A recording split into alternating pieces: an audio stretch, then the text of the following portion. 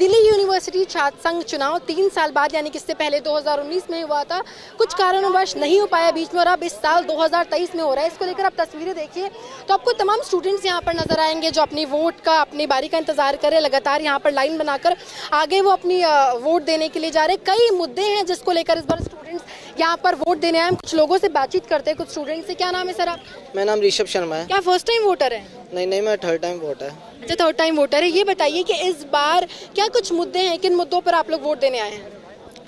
मुद्दे यही है कि जो क्या कहते हैं फैसिलिटीज़ आज तक हो नहीं पाई, उसके लिए हमने देखा कि एबीवीपी अपना मैनिफेस्टो उन्होंने बड़ा अच्छा दिया है कि जैसे गर्ल्स के लिए सैनिटरी पैड्स की मशीन होनी चाहिए, बच्चों के लिए लाइब्रेरी अच्छी होनी चाहिए। मैंने एक उनका मैनिफेस्टो पढ़ा कि ईस्ट और वेस्ट कैंपस में कॉलेजेस अच्छे रिन्यू होने चाहिए, और उन्होंने बस के लिए फैसिलिटीज़ करी, स्टूडेंट्स के लिए एसी बस प्रोवाइड उन्हें होनी चाहिए।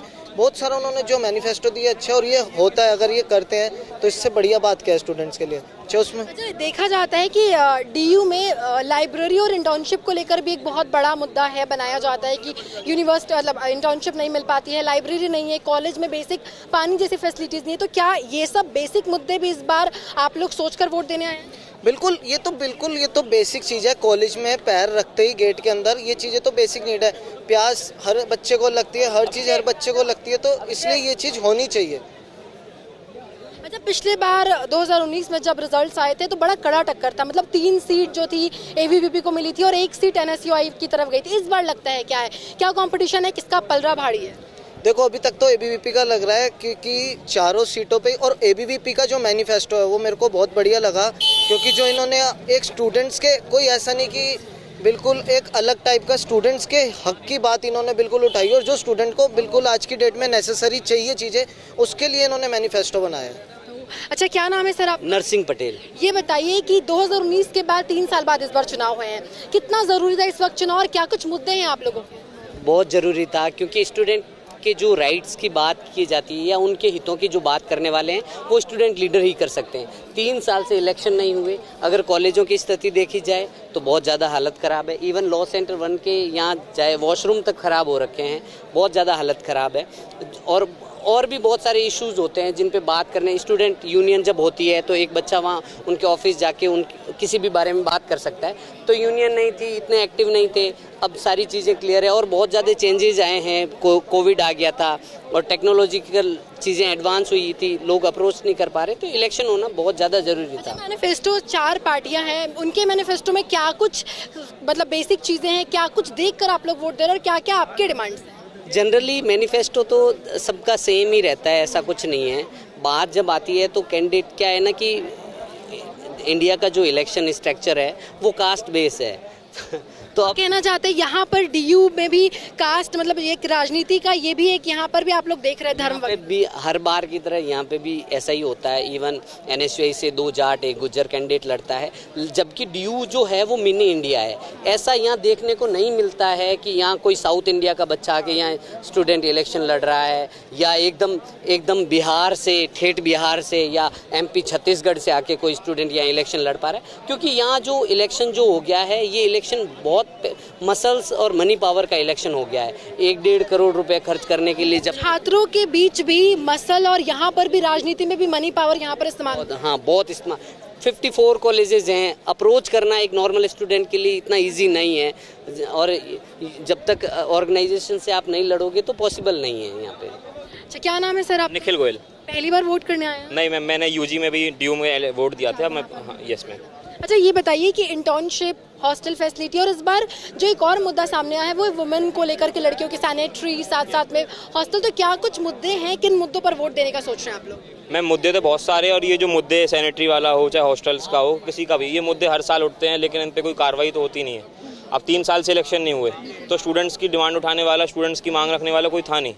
अब चाहे वो कोई भी पार्टी हो, एबीवीपी हो, एनएसयूआई हो, मुद्दे हर बार सब उठाते लेकिन मांग नहीं रख पाते। अब आप इलेक्शंस में देख रहे होगे, ये सब जो पोस्टर्स लगाए जा रहे हैं, ये सब लगाए जा रहे हैं, ये एक तरीके से इलीगल नहीं कर सकते आप, लेकिन हो रहे हैं सब चीज़ें कैंपेन। अच्छा, वुमेन एम्पावरमेंट की इस बार बात हो रही है कि लड़कियों को ये सुविधा दी जाए, लेकिन लड़कियां वोटर्स बड़ी कम है। मैं यहाँ पर भी गिन के 4 लड़की नहीं देख पा रही हूँ, उस पर कुछ कहेंगे आप?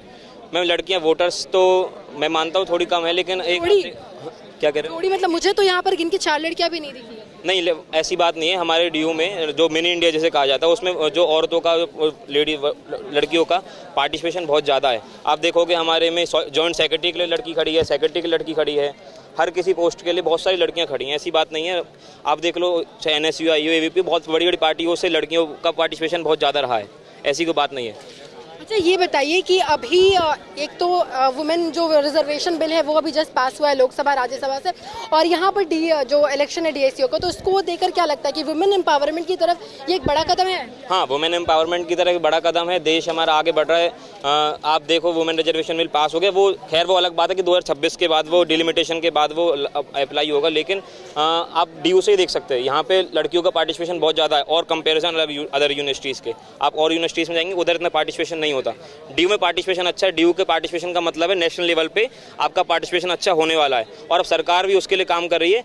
तो हमें उम्मीद है कि ऐसे ही हमारा देश आगे बढ़ता रहेगा, लड़कियां आगे बढ़ती रहेंगी, लड़कियों को मौका मिलेगा। अच्छा, आप लोग तब से सुन रहे हैं, मुझे आप लोगों से एक सवाल है कि पिछले बार 2019 में जब चुनाव हुए थे तो केवल 30% जो स्टूडेंट्स थे वो वोट देने आए थे। इस बार क्या लगता है, संख्या बढ़ी है, भीड़ बढ़ा है, स्टूडेंट्स निकल कर वोट देने आ रहे हैं? नाम बताइएगा।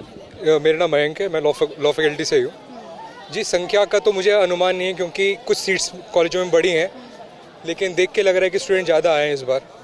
तो क्या आप लोग अपने स्टूडेंट्स को मोटिवेट कर रहे हैं, अपने दोस्तों को, क्योंकि पिछले बार बहुत कम संख्या, केवल 30% वोटिंग हुई थी, तो आप लोग अपने साइड से ताकि स्टूडेंट ज़्यादा आए, निकल कर वोट करें, इस पर आप लोग कुछ काम कर रहे हैं?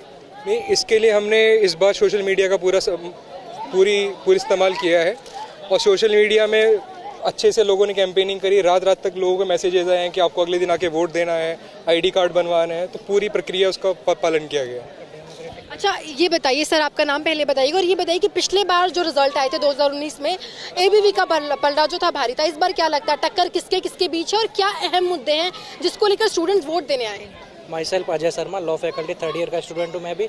इस बार हालांकि पिछली तरह का डोमिनेंस नहीं है, बराबर का है, बाकी रिजल्ट डिसाइड करेगा क्या रहता है।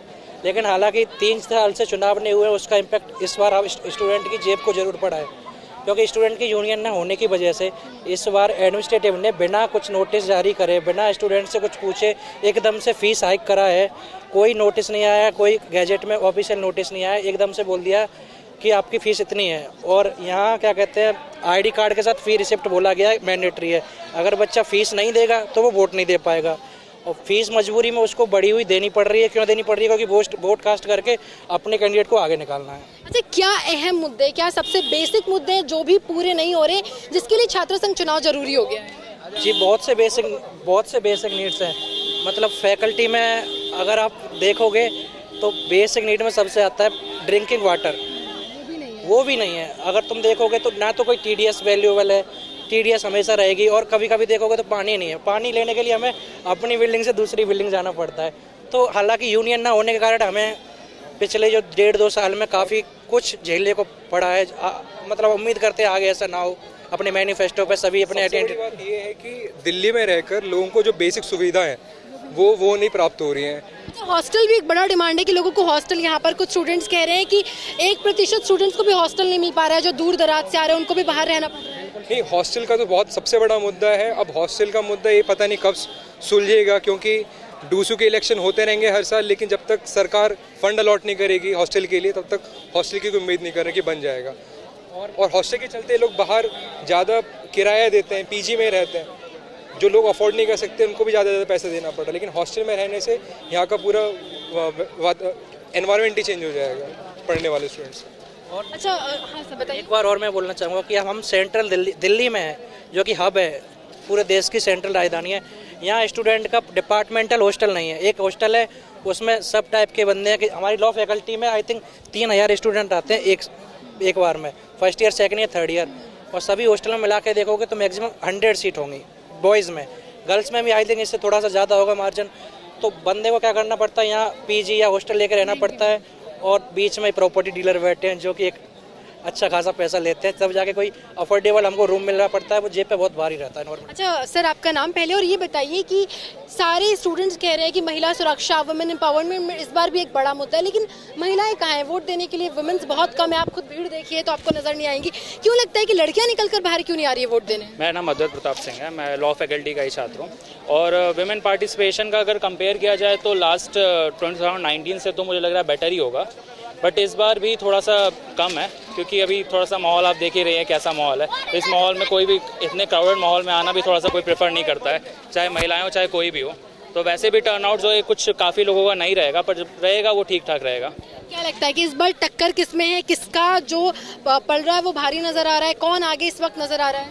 क्योंकि एक लेवल की वोटिंग मतलब एक सीटिंग तो हो चुकी है। एक सीटिंग हो चुकी है, बट अभी कहना थोड़ा ठीक नहीं होगा। इस वजह से ठीक नहीं होगा क्योंकि 4 साल बाद इलेक्शन हो रहे हैं, और 4 साल बाद इलेक्शन हो रहे हैं, लोगों का कैसा माहौल है, पहले रेगुलर होता था, अब 4 साल बाद हो रहे हैं, तो कुछ कह नहीं सकते।